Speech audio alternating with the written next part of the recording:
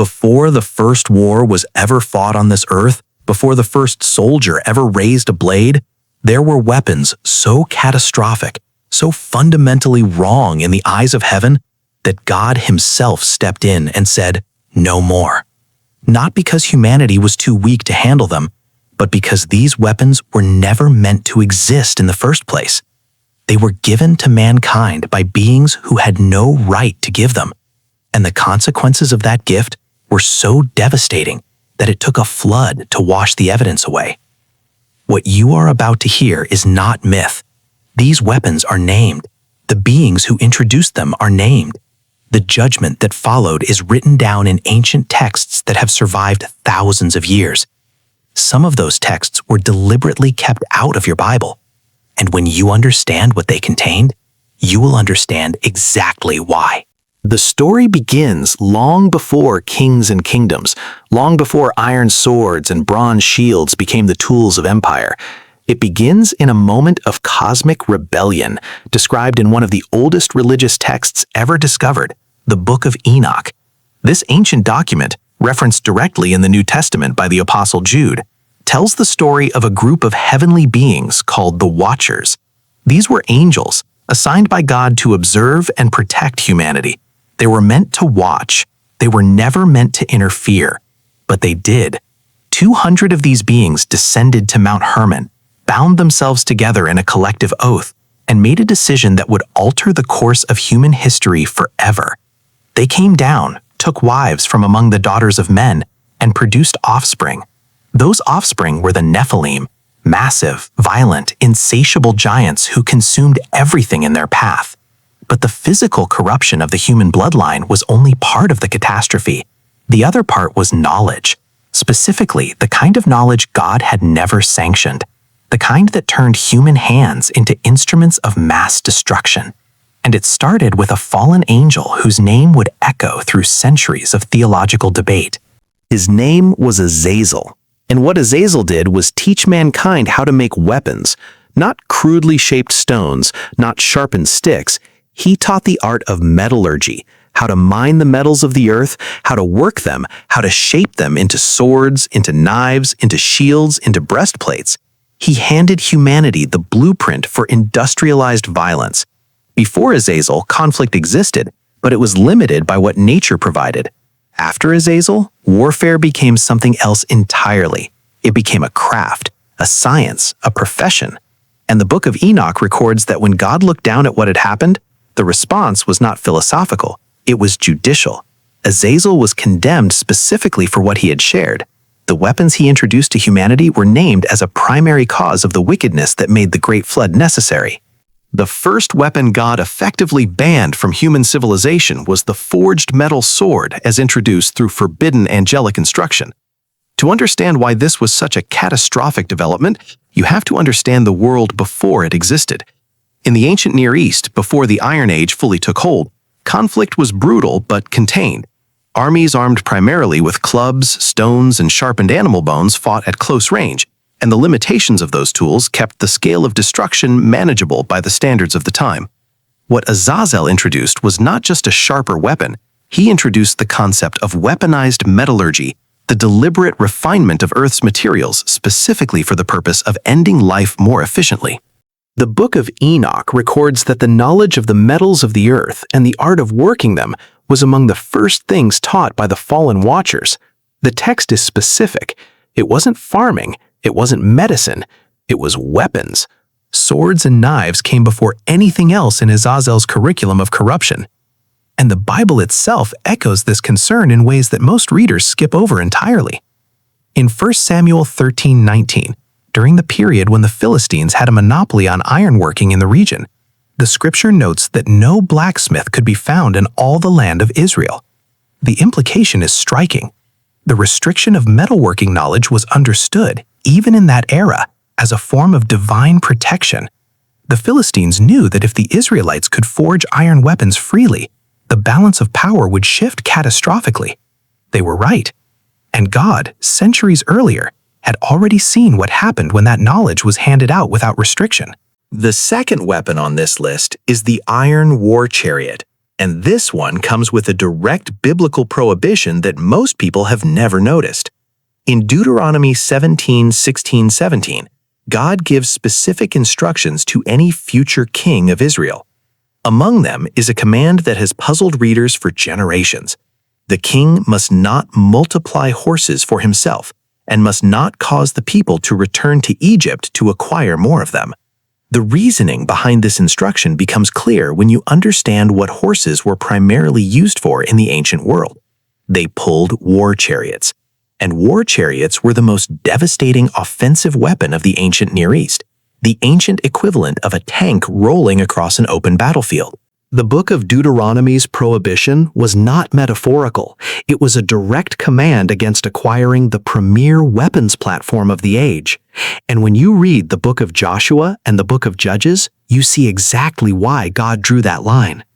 Judges 1:19 records that the tribe of Judah, despite God's presence with them, could not drive out the inhabitants of the plains because those inhabitants had iron chariots.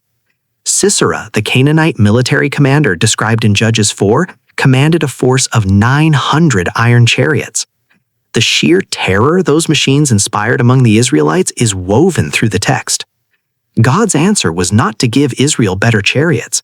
His answer was to send a rainstorm, flood the plains, and render those chariots useless in the mud. The message was unmistakable. The chariot belonged to a paradigm of warfare that God was not endorsing for his people. When the prophet Zechariah later described the coming messianic age, one of the defining characteristics of that piece was that God would banish chariots from Ephraim and cut off war horses from Jerusalem, and the battle bow would be broken. The third weapon in this account is the shield and breastplate, not as individual objects, but as part of the organized armored warfare system introduced by the Watchers. This might seem surprising. Defensive equipment, after all, sounds benign, but the Book of Enoch is very clear that Azazel's instruction included shields and breastplates alongside the offensive weapons. The reason this matters is what organized armor represented in the ancient world. Before the introduction of systematized armored warfare, conflicts had natural limits. When both sides were roughly equivalent in their vulnerability, prolonged campaigns of total conquest were far less feasible. The moment one army could field soldiers who were significantly harder to kill while remaining just as capable of killing, the nature of warfare changed entirely. What Azazel introduced was not just weapons. He introduced a military-industrial complex, a complete system of organized violence designed to give one group of human beings an overwhelming physical advantage over another. And the evidence of what that produced is scattered all through the early chapters of Genesis. By the time Noah is introduced, the text states plainly that the earth was filled with violence. That word, filled, is significant. Not that violence existed, not that violence was common, filled. It had saturated everything. The weapon system introduced by the fallen Watchers had done exactly what God foresaw it would do. It had turned humanity's ingenuity toward the industrialization of harm, and the judgment that followed was total. The fourth weapon involves something even more unsettling than iron and bronze. Among the other Watchers named alongside Azazel, one named Gadriel is recorded as having taught the art of delivering killing blows, not just how to use weapons, but how to use them with maximum lethality. The distinction is important. Knowing that a sword can cut is one thing. Being taught the precise techniques for ending a human life as efficiently as possible is another thing entirely. Gadriel's instruction was essentially combat doctrine, the strategic application of violence for the purpose of maximizing casualties. Ancient combat training in the modern sense did not exist in the pre-flood world before these instructions were given. What the Watchers introduced was the professionalization of violence, the teaching of killing as a skill. And when you read through the historical record of the ancient Near East, what you find is a world in which this professionalization of violence became the defining characteristic of the most powerful civilizations. Egypt, Assyria, Babylon, their military machines were elaborate, systematic, and terrifyingly effective. The Book of Enoch's account suggests that the blueprint for all of it traces back to those early fallen teachers on the slopes of Mount Hermon, in the generations before the flood. The fifth item on this list is one that many people would not immediately classify as a weapon, but the ancient world understood it as such. Azazel also taught the art of making ornaments from precious stones, the use of antimony, and the beautifying of the eyelids. Now, at first glance, this sounds like fashion advice, but in the theological framework of the Book of Enoch and in the cultural context of the ancient Near East, what is being described is the weaponization of seduction, the deliberate use of physical enhancement to manipulate, destabilize, and corrupt social relationships. And the connection between this teaching and physical weapons of warfare is not coincidental. The Book of Enoch presents them together as two sides of the same coin, violence and lust, offered to humanity simultaneously by the same corrupting source.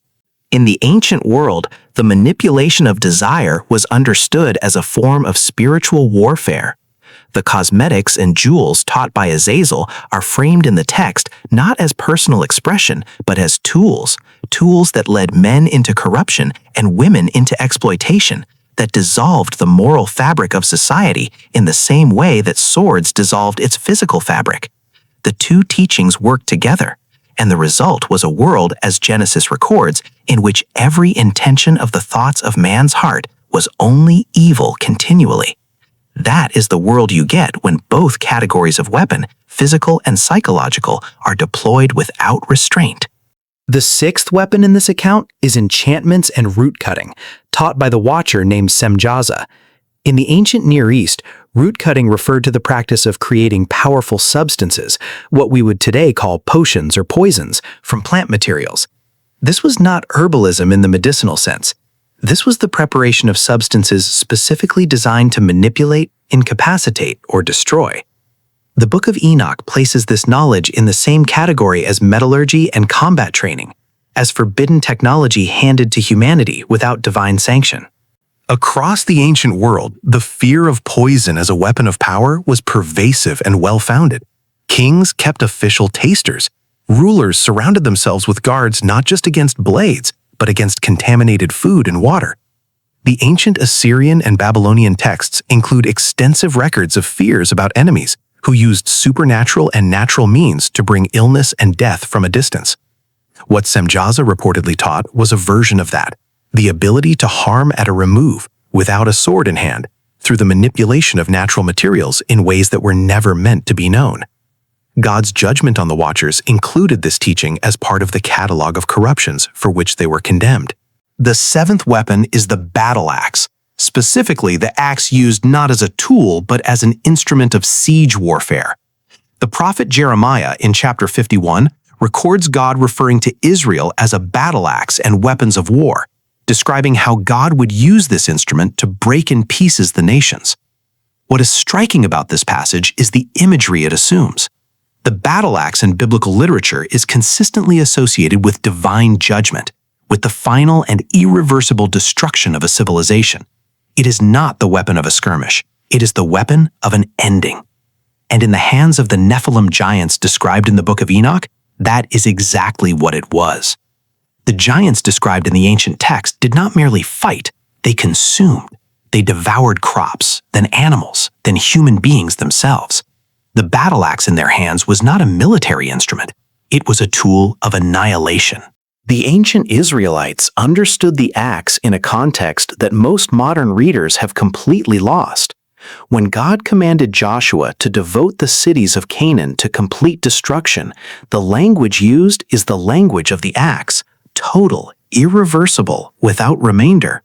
And scholars who have studied these commands in their ancient Near Eastern context note that the cities targeted were specifically those with documented Nephilim or giant populations. Hebron, where the sons of Anak dwelt. Bashan, ruled by Og, whose iron bed measured nearly 14 feet in length. The weapons God banned in the pre-flood age and the weapons God commanded used in the conquest of Canaan are two sides of the same divine reckoning with a problem that the flood had not entirely solved. The eighth weapon connects directly to one of the most dramatic moments in the entire Hebrew Bible. In Joshua 11, God commands Joshua to hamstring the horses of the Canaanite armies and burn their chariots with fire. This is not a tactical command, it is a theological one. God is not saying, destroy these weapons because you don't need them right now and we can rebuild them later. He is saying, destroy these weapons permanently. The hamstringing of horses was irreversible. The burning of chariots left nothing to salvage. This was deliberate, systematic, and complete disarmament. And it mirrors almost exactly the divine response described in Ezekiel 39, where God declares that after a future great conflict, the weapons of the defeated enemies will be burned as fuel for 7 years, and Israel will not need to cut wood from the forests, because the weapons will provide everything they need. This recurring pattern, God commanding the permanent destruction of weapons rather than their capture and reuse, is one of the most theologically consistent threads running through the Hebrew Bible. It stands in direct contrast to the standard practice of ancient warfare, where captured weapons were the most valuable spoils. God's insistence on destroying rather than reusing weapons communicates something fundamental about his view of certain military technologies. They are not neutral tools that can be sanctified by a change of ownership. They are corrupt at their origin, and the only appropriate response to them is elimination. The ninth weapon in this account is the ballistic projectile, specifically the technology of launching deadly objects at a distance with enough force to pierce armor. The ancient sling, which could drive a stone at speeds comparable to an arrow, is well documented in the biblical record. The tribe of Benjamin famously produced 700 elite left-handed slingers who could hit a target at a hair's breadth without missing. But the more relevant weapon in this category is the bow, and specifically what the biblical text calls the bow of bronze. Scholars have noted that bronze is wholly unsuitable as a material for functional bows, which means the phrase is almost certainly a poetic description of supernatural strength rather than a literal material. When Psalm 18 describes God training the hands of the warrior so that a bow of bronze is bent by his arms, the imagery is of divine empowerment beyond normal human capacity. What's being described here in the broader framework of the ancient weapons tradition is a technology of killing at a distance that the biblical writers consistently associated with divine prerogative rather than human right. The bow in divine hands, sending arrows as lightning, routing armies in an instant, that is how God is described as a warrior. In human hands, the same technology produced a different result. The archers of the ancient world, Egyptian, Assyrian, Babylonian, were the artillery of their age, capable of turning an open battlefield into a killing field before two armies ever met face to face. And the progression from Azazel's swords to the mass-scale ballistic warfare of the great empires is a straight line drawn through centuries of escalating military technology, all tracing back to that original forbidden transfer of knowledge. The 10th weapon is perhaps the most profound of all, and it is not made of metal. It is not forged in fire. It is the sword of the Spirit, perverted. This requires some explanation. Throughout the prophetic literature of the Hebrew Bible, God himself is described as possessing divine weapons. In Isaiah 27:1, God takes up his great and strong sword to punish Leviathan. In Isaiah 34, his sword is described as bathed in blood in the heavens. In Psalm 7, God is described as having prepared his instruments of death and made his arrows flaming bolts. The sword of God is a real concept in biblical theology, not metaphorical in the modern dismissive sense, but a genuine attribute of divine power. What the Watchers did, according to the Book of Enoch and its theological framework, was counterfeit that divine power. They handed to human beings a crude, finite, destructive imitation of something that belonged only to God. This is why the biblical scholar Charlie Trim, writing for Biola University, notes that God consistently kept his divine weapons to himself, never delegating them to Israelite kings, precisely because doing so would have empowered those kings to act without trust in God. The divine weapons were God's alone. The Watchers took that principle and inverted it, handing corrupted versions of divine power to creatures who had no capacity to wield them wisely. The result was a world drenched in violence, a flood, and a judgment that fell on both the givers and the receivers. Here is what all of this points to when you step back and look at the full picture. The weapons God banned were not banned because they were technologically ahead of their time. They were not banned because Israel was too primitive to use them properly. They were banned because they carried within them the signature of their origin, a rebellion against divine order that expressed itself through the tools it created. Every one of these weapons was introduced to humanity through a channel that God had not authorized, and every one of them, when examined through the lens of the biblical and ancient Near Eastern evidence, produced exactly the outcome that their forbidden origin promised: escalating violence, the concentration of destructive power in the hands of those willing to use it without restraint, and the systematic erosion of the world God had created. The flood was not an overreaction, it was surgery. And the commands of Joshua, burn the chariots, hamstring the horses, devote the cities to complete destruction, were not ethnic cleansing. They were the continuation of the same divine project, the removal from the earth of a legacy of weapons and violence that had been planted by beings who had no right to plant it. The Watchers are in chains, according to both the Book of Enoch and the letter of Jude. Azazel is bound in a pit in the desert waiting for Judgment Day. The giants are gone. The iron chariots have rusted. The breastplates have crumbled. But the knowledge they introduced never entirely left. It is woven into the history of every civilization that came after. And that is exactly why the prophets describe the coming age of peace not simply as an absence of war, but as the active dismantling of the weapons themselves. Isaiah 2 verse 4, "They will beat their swords into plowshares and their spears into pruning hooks. Nation will not take up sword against nation, nor will they train for war anymore." That is not poetry. That is the reversal of Azazel's curriculum. That is the world being restored to what it was supposed to be before the weapons came.